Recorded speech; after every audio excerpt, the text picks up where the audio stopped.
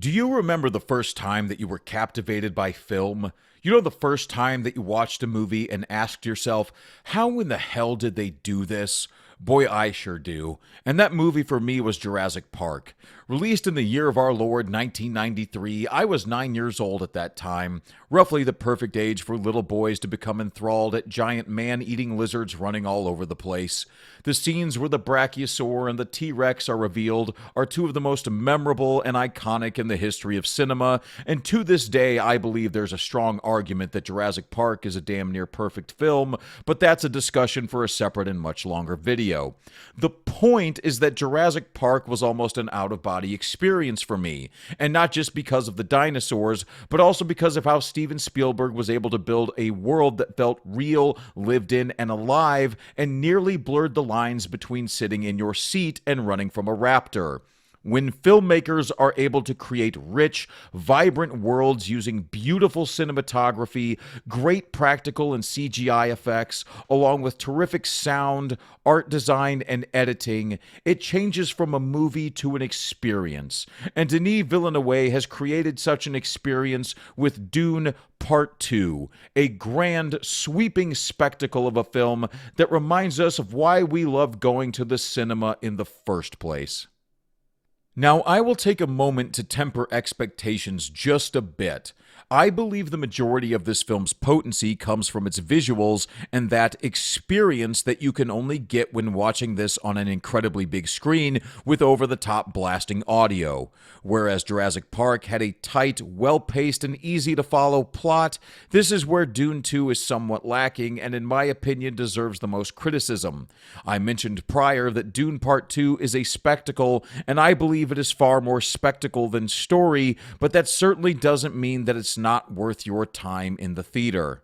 This will be a somewhat spoiler-free review, as I would highly encourage you to go see this movie in IMAX or the biggest, best screen that you can find.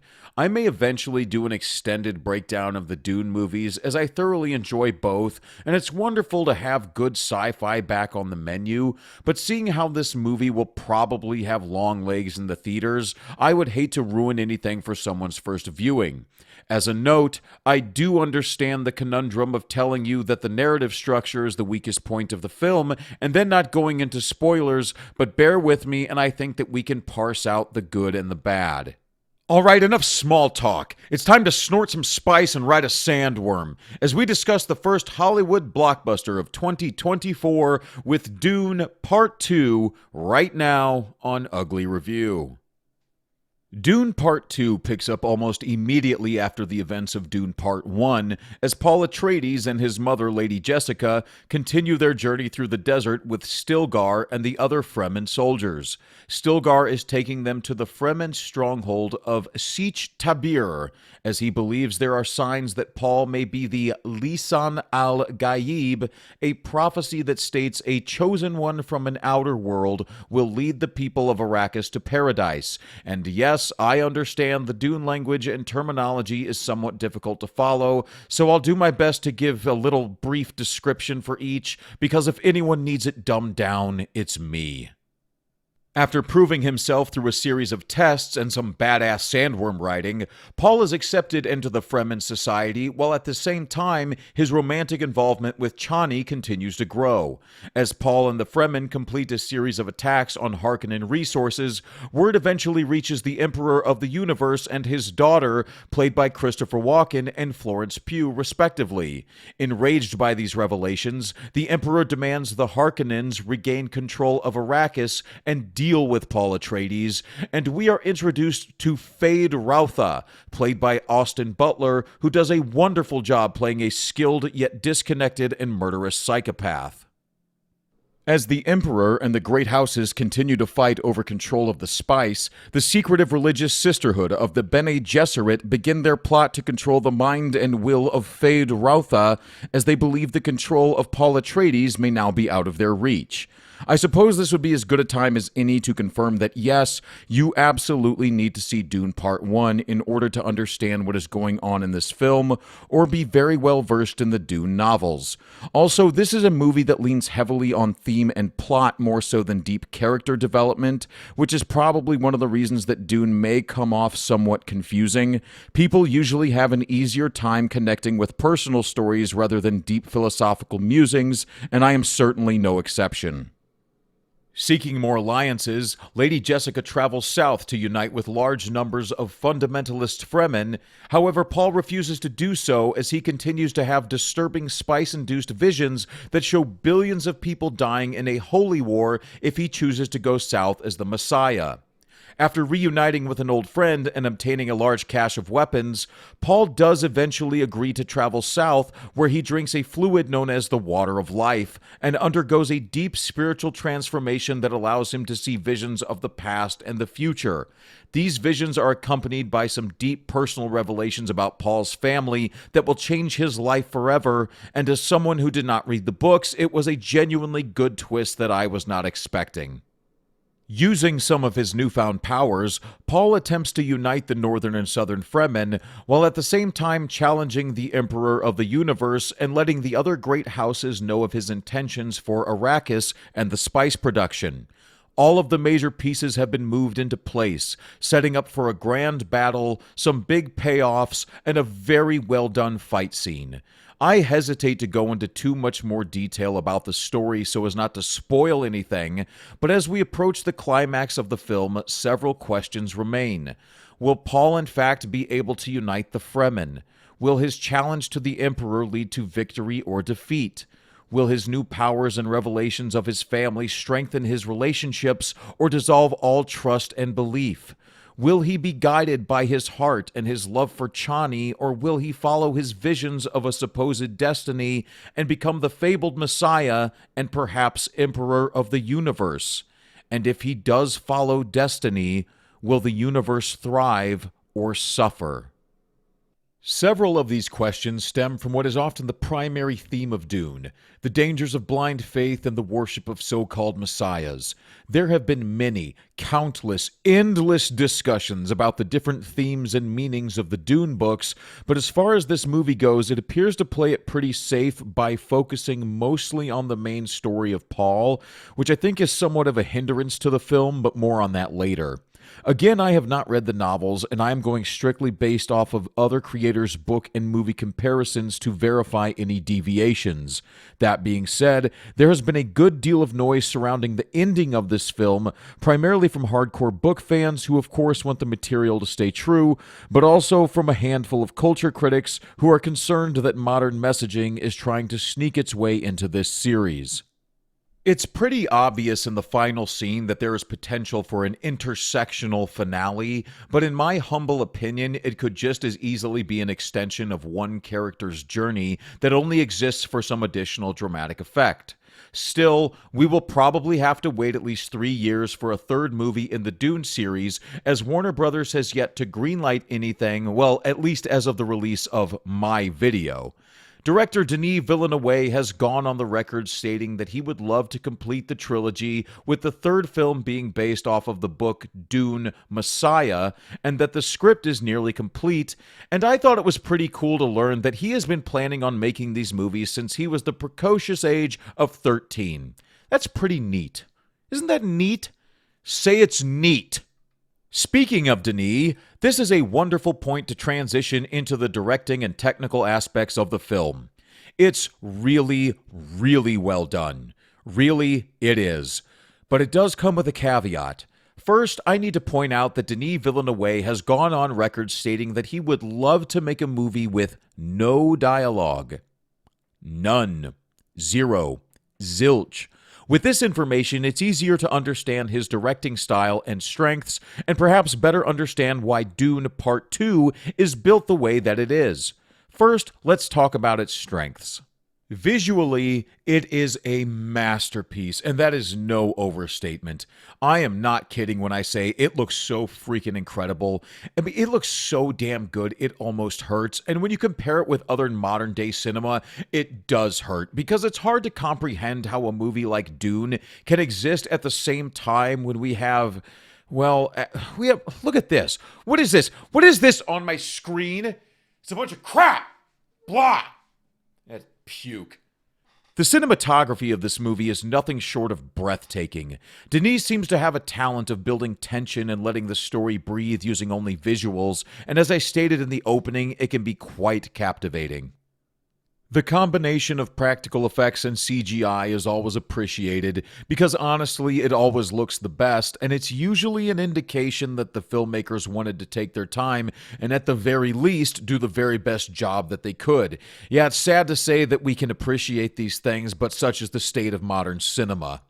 The sandworm scene was done practically and took 3 months to complete and just looks fucking believable. Honestly, this may end up being a seminal moment for young sci-fi movie fans, the same way that the dinosaur scenes from Jurassic Park were for me, and I really hope that's true. If this begins a love affair with good movie making, I am all for it. The editing of this film is also very well done, as everything looks and feels smooth and natural. There are no rough jump cuts, no crazy zoomy, spinny camera angles, and nothing out of focus for autistic effect. There is some slow motion, but I feel that the timing and selection of this effect is well placed and lends itself to the enjoyment of big, over-the-top action sequences. Come to think of it, Denis Villeneuve is the director that Zack Snyder wishes he was. One thing that stood out about Dune Part 1 was its unique design and artistic direction, and in this regard, Dune Part 2 does not disappoint one bit. The different people and worlds are all well defined, with their different colors and architecture, and everything feels like it's real and alive. The Harkonnen homeworld of Giedi Prime is of particular note, as the scenes were shot using a special infrared camera to give it an eerie, lifeless black and white look, and according to Villeneuve, was designed as such to indicate the Harkonnens' brutalist disconnection from nature. It works very well, and it looks very good. Add to this some great sound design and a tonally perfect soundtrack from Hans Zimmer, and you end up with a film that is perfect for the big screen and some movie magic that genuinely leaves you in awe. With all of that praise being said, there are still some things to criticize. Dune Part 1 and Dune Part 2 draw their story from the first Dune novel that was written by Frank Herbert in 1965. While Part 1 had good pacing that felt like it could unfold naturally, Part 2 almost feels like it's two movies crammed into one. The main plot itself is well defined, but several of the storylines from the first movie felt like they were somewhat ignored, and as I stated earlier, I believe this somewhat damages the film. Additionally, several of the characters felt rushed and underused, and it just felt like they were trying to do a little bit too much narratively. This may be the weakness of Denis Villeneuve, as it would have been nice to see a little more character development in place of some of the big sweeping camera shots. You wouldn't even need to sacrifice anything regarding the appearance of the film, there would just be less sand. In my humble opinion, I think this movie should have been broken into a second and third film to complete the trilogy. Some of the character development, world building, and fighting could have been dragged out to form its own middle film, with a third movie full of payoffs and a grand finale with a massive battle and a final boss fight showdown. This would have all three movies coming from the original Dune novel, but once again, I have not read the books, and this is just my humble opinion, so I'm not sure how well it would work narratively. And although not a direct one-to-one match, this would also more closely align its structure and story development to that of Star Wars and The Lord of the Rings, the two big trilogies which Dune shall inevitably be measured against should it receive a third film, and yes, I believe it's going to get a third film.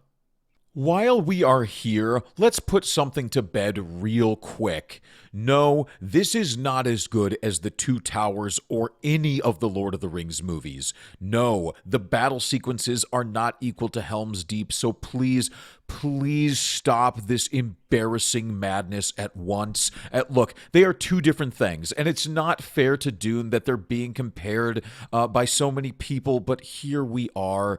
In The Two Towers, Helm's Deep is an on-the-ground, in-your-face, gritty, brutal battle sequence, and the battles in Dune Part 2 are more like, they're more like an incredible moving picture. Or like you're observing an epic, massive battle from a real-time strategy point of view. Yes, there are shots of some hand-to-hand combat, but it's not as organic or visceral. It's much more clinical. Lord of the Rings is classic man versus beast and good versus evil, and Dune feels like pieces on a chessboard systematically wiping each other off the planet. Additionally, the movies in Dune are not as complete as the movies in Lord of the Rings. We could talk for days about all of the little things that separate these films, but the biggest difference by far is character development and the depth of different storylines. In Lord of the Rings, you have at least a dozen characters with an expanded backstory that intricately weaves into the plot and themes of the films.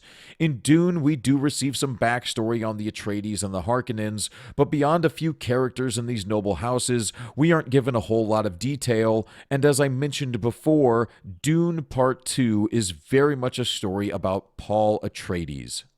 Before we go, I certainly need to touch on the acting, as performances for the most part were very, very good.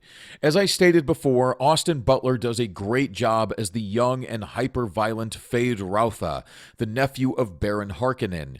On the surface, he always looks as though he knows a good joke, but just underneath there is a terrifying monster ready to kill just for the fun of it, and Butler does a very good job of bringing energy to this role.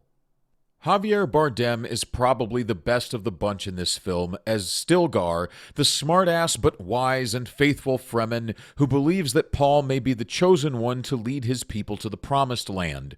Bardem does a fantastic job of bringing some levity to this film, and everyone in the theater was reacting when he was on screen. He's that guy who has seen it all and has accepted that he's probably gonna die, so he has a sense of humor about everything, and Bardem pulls it off wonderfully. And then there's Timothée Chalamet, who I have to say really surprised me in a good way. Damn rhyme. Sometimes referred to as Hollywood's Prince of Twinks. Okay. Chalamet gives a very controlled and intense performance, and it very much feels like you are watching a young man grow to understand his power. Chalamet shows enough aggression where you do begin to wonder if he will act benevolent or become unhinged, but also plays well into subtle confidence. It's not a performance that's going to win any awards, I don't think, but it definitely opens the door for Chalamet doing some more action-oriented roles in the future. I don't think he's going to be a huge action movie box office draw like Schwarzenegger or Stallone, but it's good to see his range and ability on display. Of course, we have to talk about Zendaya because she is front and center, but honestly, I don't know why. I don't know if it's just her or if it's the directing, but Zendaya getting wartime angry doesn't really work for me. When she is marching away or trying to intimidate people, she just looks like a pouty teenager who didn't get the new iPhone for Christmas. She may be good in other features, and that's fine, but when I hear people on Twitter saying that she deserves the Oscar for this role, I have to wonder if the kids are huffing paint again. Oh wait, they are. Look, I don't hate Zendaya, but there is nothing special about her. She's just kind of here. Oh well. Josh Brolin also revives his role as War Master Gurney Halleck and does a fine job, along with Rebecca Ferguson, who is wonderful on screen. However, she's not on screen enough. As stated before, Christopher Walken and Florence Pugh joined the cast, but it feels like they're only here to let you know they might have a bigger role in the third film. Christopher Walken sometimes feels like he is just doing a Christopher Walken cameo, and I'm half expecting him to yell, "I gotta have more cowbell, baby." Other than that, there's a big cameo that lasts for a few seconds, and some other performances that I am not going to cover, as I don't want to risk any potential spoilers. By now, I'm sure that most of you have heard of some of the much ballyhooed scenes. So in the end, was this a great movie? Well, it was a great movie-going experience. It was great to have a theater filled with people who were all glued to the screen.